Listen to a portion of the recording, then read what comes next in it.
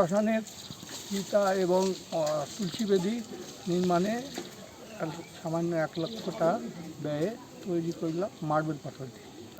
বহুদিন ধরে একটা স্বপ্ন, আর আমি আগেও করেছি এই জিনিসটা।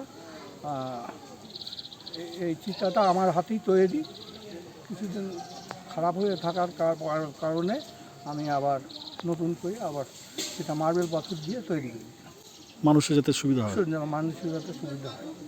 আপনার নাম? আপনার জীবন কৃষ্ণ সাহা। বাড়ি বুলবুচন্ডী কেন্দ্র। করে না বললেও না, এই যে কাজটা শুরু করেছিলেন জীবনবাবু, সেই কাজটাতে কিন্তু বাধা এসেছিল। কাজটি বন্ধ করে দেওয়া হয়েছিল।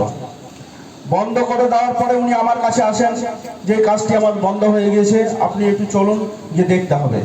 আমি সঙ্গে সঙ্গে আসি, ওনাকে সাথে নিয়ে এসে গ্রামবাসী, এখানে এলাকার কিছু মানুষ, কিছু যারা ভালো কাজকে পছন্দ করে না, তারা বন্ধ করার চেষ্টা করেছিল। আমরা বন্ধ করতে দিইনি, সেটা সুস্থভাবে কিন্তু কাজ হয়ে গিয়েছে। তুলসী বেদি এবং চুল্লির সংস্কার যে কাজ হয়েছে মৃণাল কান্তি সাহা এবং জীবন কৃষ্ণ সাহার অর্থ না করলে,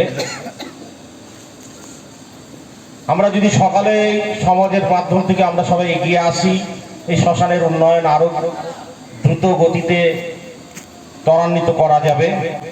আশা রাখবো পরবর্তীতে আরো এর থেকে ভালো কিছু কাজ করা যায় কিনা আমাদের মধ্যে সেটা আলোচনা করে শ্মশানের উন্নয়ন কিভাবে করা যায়, সবাই মিলে যদি কাজ করি, সব জায়গাতে মানে ক্ষুদ্রাতি ক্ষুদ্র গাছপালা ছিল, সেখানে বৃহৎ গাছেরও সৃষ্টি করা যায়।